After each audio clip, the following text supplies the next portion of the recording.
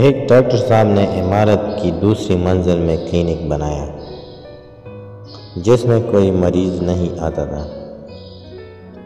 Doctor نے اپنا دکھ ایک دانا بزرگ کے مجلس میں پیش کیا۔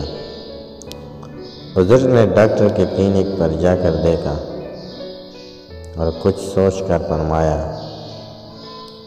یہ جو سیڑھیوں کے ساتھ بورڈ لگایا ہوا ہے، اوپر جانے کا راستہ، اسے ہٹا دو۔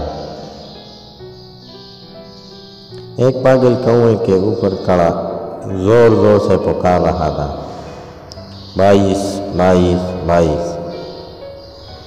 پاس سے گزرتے ہوئے ایک آدمی نے آواز سنی تو سمجھا کنویں میں کوئی گرا ہوا ہے اور یہ 22 22 کی آواز دے رہا ہے۔